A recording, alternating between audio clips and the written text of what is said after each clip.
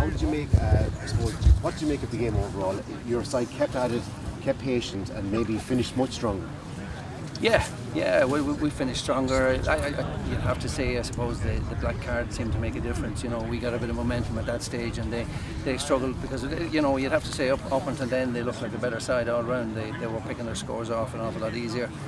They were hitting us on the break and they were kicking some good scores from distance. So, 10-15 minutes to go probably didn't look good for us.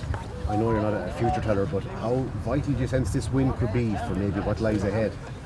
Well, look at, the league or the mini league or whatever, in the tournament, whatever you want to call it, you win your first game, you're in a good position. You lose your first game, and you're under pressure straight away. So, how important was it for us to win the game? Look, it was huge. You got a big kick from your bench, and they think 5 points from the bench was pleasing. Yeah, we're just saying that. Yeah, I mean the guys come in and added a bit of pace maybe when legs were just getting a little bit tired. So that's what the guys do, and that's what they're supposed to do. So fair play to them. A couple of them debutants as well. Fionn, what's his first game? Yeah, I was just saying that earlier. Fionn Riley came in and injected pace and got into dangerous areas, as did Scully in particular as well. I thought. We did things that we hadn't been doing up until then. You can't really afford to lose a game, can you? No. Well, certainly, if you lose your first game, you're under real pressure, So, I mean, you're going into next week's game with a great prize at the end of it. I mean, you're safe for a start if you manage to win it, That's the way we'd be approaching it, I suppose. You might have mentioned it there. I think it's your first league win in over 2 years. Is that a weight off, or had you considered that at all? You're after telling me something that I wasn't even aware of, and I might as well tell you that. So I hadn't thought about that, and now that you say it, of course you're right. But no, I hadn't thought about it. I don't think anybody had mentioned it. It seems so long ago since we played, I suppose, in Division 1. And we all felt all along, even though we didn't get any wins, we performed well enough, so it wasn't an issue. The last time you were in Division 2, Andy, you were very open to saying, listen, we need to get out of this and we need to get up and try the next level. Is it the same again this time around, or is it slightly different since the season's so unusual?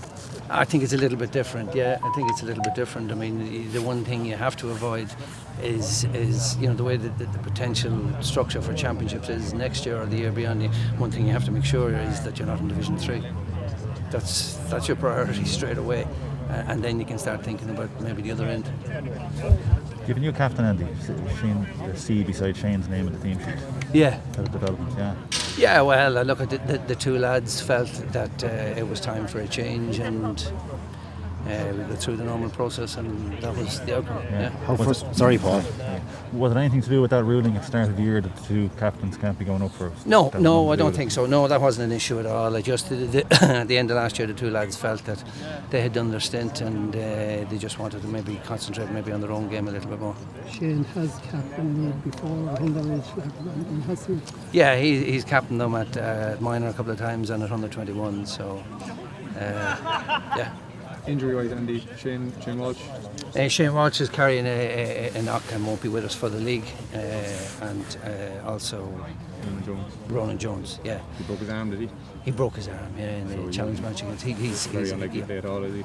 Well, we'd hope 2 months from the break will bring us up to first round of the championship. So you never know. What were the last few months like for you, Andy?